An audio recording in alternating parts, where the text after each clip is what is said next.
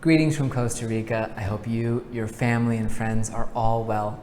My name is Matt Rosensteel. I work with Coldwell Banker Tamarindo Realty here in Guanacaste, Costa Rica. Today, I'm talking about fire sales. It's April 20th, 2020.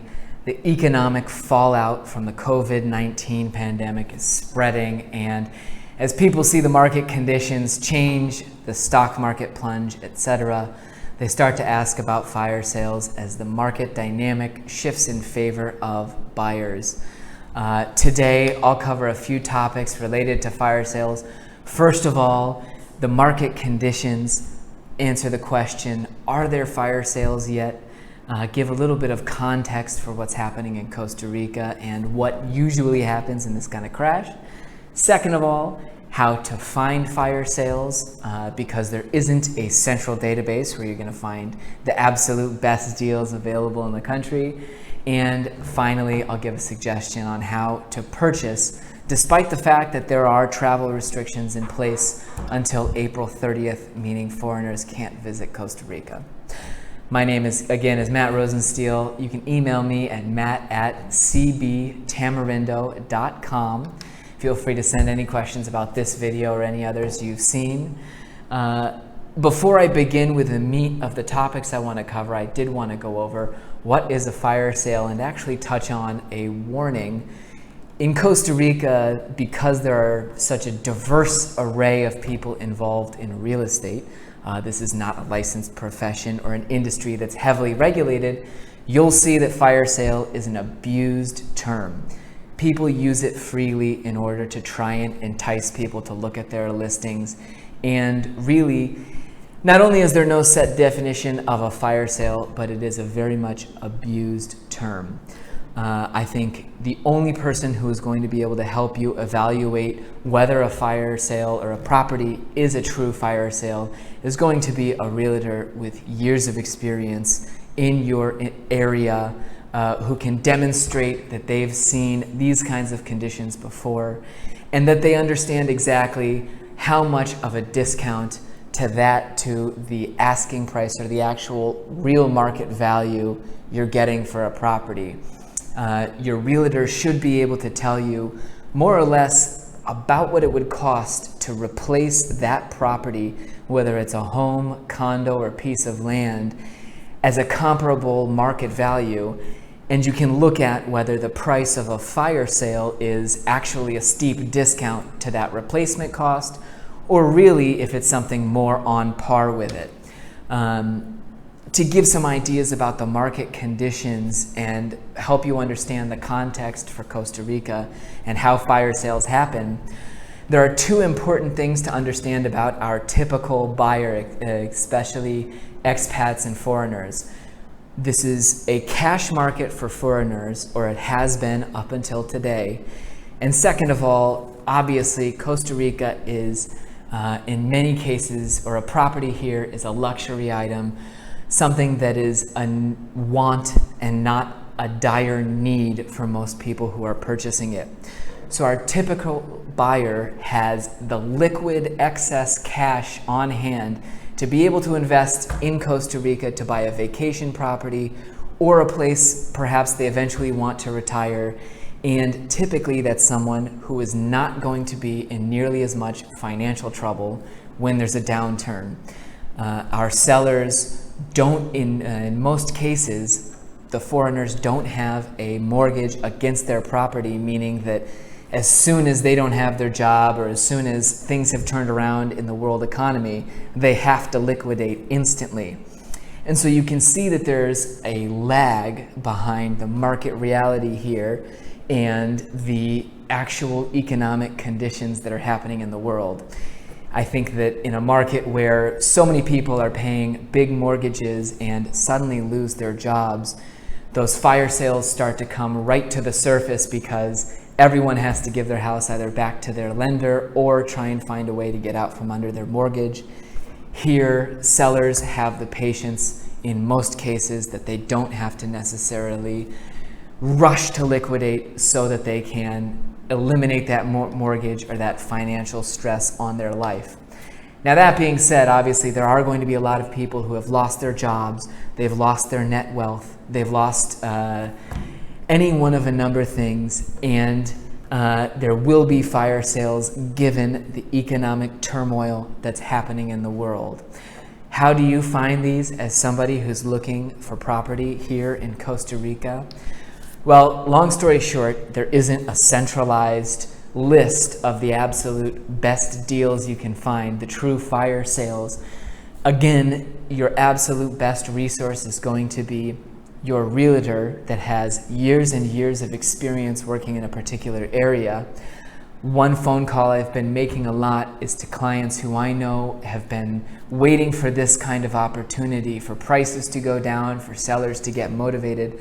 And I'm checking with them, asking, what kinds of fire sales are you interested in hearing about? And keeping it on my radar that I'm looking out for those particular clients to try and find these deals. But a second strategy, and really perhaps the most effective way to absolutely find motivated sellers, is to probe using informal offers throughout the market. You'll see that a lot of sellers are not going to publish the real price at which they would sell their home. Another market dynamic to consider is that many of these people have owned now since before the last financial crash in 2008, 9, and 10. They've been sitting on this property for over a decade, and many are really, truly anxious to hear any offer. But they know they're going to get an offer that's below their asking price. They might also be renting the property, covering their costs, and also in a financial position where they don't need the money too desperately. So they're not going to bring their published price way down, and there's not going to be a loud siren when those true fire sales do emerge. Instead, what you can do by submitting informal offers to sellers to see who's truly motivated, you can even, in some cases, I think, motivate them lower with their asking price or with the price that they'd be willing to accept, simply because a lot of these people during those 10 years, maybe they've been trying to sell actively now for 1 year, 2, or even 3. They might not have seen any offer. They might feel that this is never ever going to come to an end. And when they finally get an informal offer from somebody that says, I would pay for your property if you'd be willing to go down to this price, they might just say yes out of the sheer exhaustion of still owning their property. Specifically, when I say submit an informal offer, I'm talking about a letter of intent.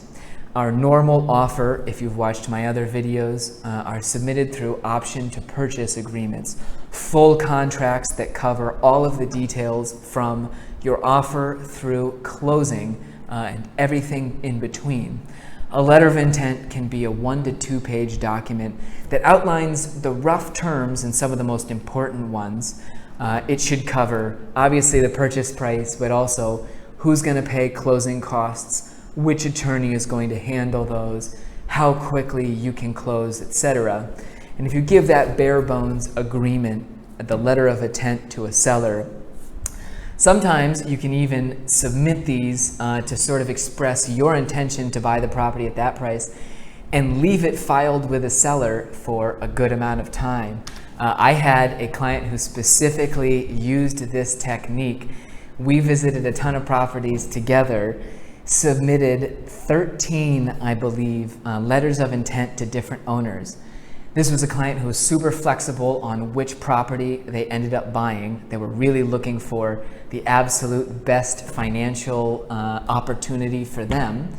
So we would visit properties. They would calculate about what they thought really the price of that property that would interest them was, and then submit a letter of intent to all of those owners. I think it was 13, it might have been more. Of all those owners, one got their letter of intent with a super low number on it and actually came back with a counteroffer instead of rejecting it, and we arrived at a successful negotiation. Interestingly enough, after that prospective buyer I helped had purchased their property, several months after they had closed on the first, we actually got a call that the seller of another property that we had submitted a letter for was interested in coming down to their number too. So while you're not going to publicly easily find those glaring real fire sales that are out there and available, instead, if you put in a little effort, ask around, don't be ashamed, tell people, look, I would buy your condo at this price. I don't mean any offense, but here's the number that I could do for your property. Eventually, you might find success at a great number that meets your financial goals. How can you do this given the fact that foreigners can't currently enter the country? Well, easy enough. You can make any letter of intent contingent on being able to visit the country, see the property, etc.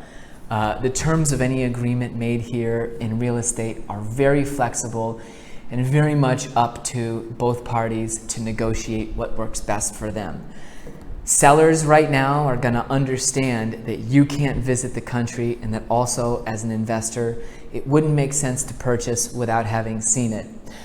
I don't think you should buy a property without having seen it, except in absolute rare circumstances, but you should absolutely add a contingency that you're going to visit the country before the purchase. Now, obviously, that contingency in the contract is going to have to include a price. You're going to have to offer the seller something to enter into a sale agreement to you that's with you, that's going to keep the property off the market while you eventually make it down.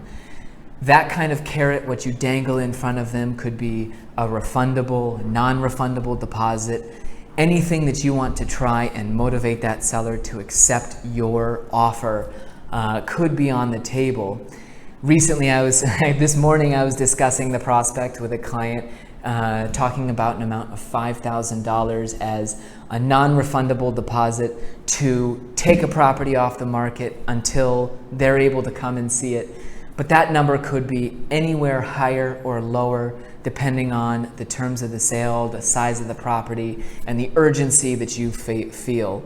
If you see that a seller is willing to come down to something, a truly exceptional price, and you're making an offer that's really an absolute bargain fire sale for a property, you can offer to make a bigger deposit just as a way to try and motivate them, and vice versa.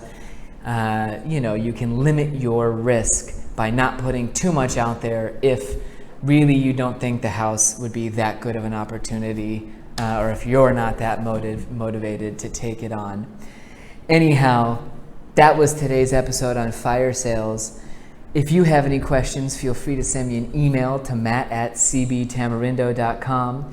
We discussed market conditions. Remember, here in Costa Rica, all of the foreigners selling were cash buyers, and in general, they have the money to make it through financial crises, so you won't see an overabundance of fire sales for that dynamic. Second of all, we talked about how to fire sales. We discussed employing your realtor, first of all, but second of all, probing the market using letters of intent to see where the truly motivated sellers are. And finally, I gave an idea as to how you could buy, given the fact that there are travel restrictions currently in place due to the COVID-19 pandemic. Again, I hope you're doing well and that your family and friends are all well. If you're interested in pursuing property here in Costa Rica, feel free to send me an email, matt@cbtamarindo.com. Let me know how I can be of service to you. Take care, have a good week, and I look forward to hearing from you.